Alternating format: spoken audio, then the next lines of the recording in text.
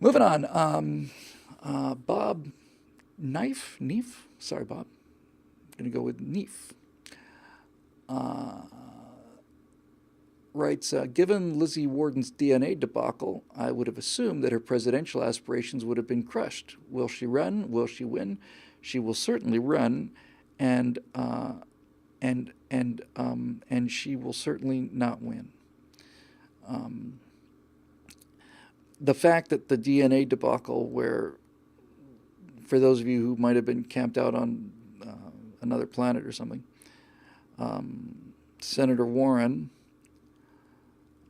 was admitted to Harvard on a kind of a quota system because she claimed she was of Native American descent, that she was of Indian descent, and therefore there was a position open for minorities, and she wouldn't have gotten that position as a white applicant, although Harvard swears up and down that they would. I don't believe it.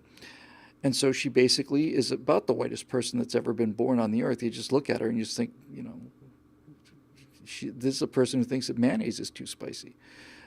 But she claimed she was American Indian, of American Indian heritage, because she had high cheekbones.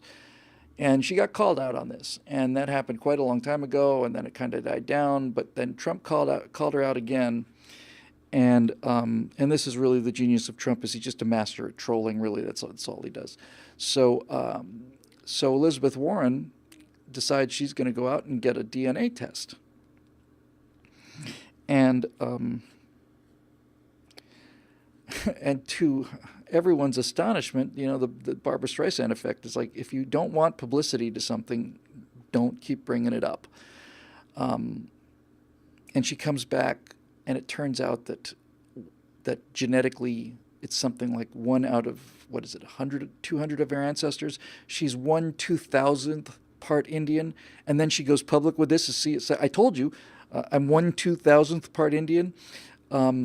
I would be willing to bet a large amount of money that if you did that same genetic test across the entire population of the U.S., blacks included, Hispanics included, you would find significantly higher percentage of people. You would find that most people had a significantly higher percentage of Indian blood than Elizabeth Warren. I bet you'd find that Elizabeth Warren, with her DNA thing, is in fact as far from being as far from having Indian blood as it's possible to have, practically. She's so the question isn't the question isn't just that. I mean, that to me is a character issue and a disqualifying issue and so on. But the question is, why do people support that? And people support that because the people that support progressive candidates will overlook anything. They'll overlook actual rape in the case of Bill Clinton. They'll overlook treason in the case of Hillary Clinton. They'll overlook anything so long as they believe that that person is going to do,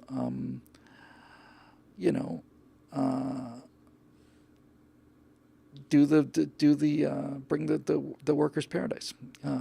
So it's a religious belief for them, and they don't see past it. And so, there you go. I personally would love it if she was the Democratic nominee, but we're not going to be that lucky. And she's not going to be the VP either. Kamala Harris is going to be the VP.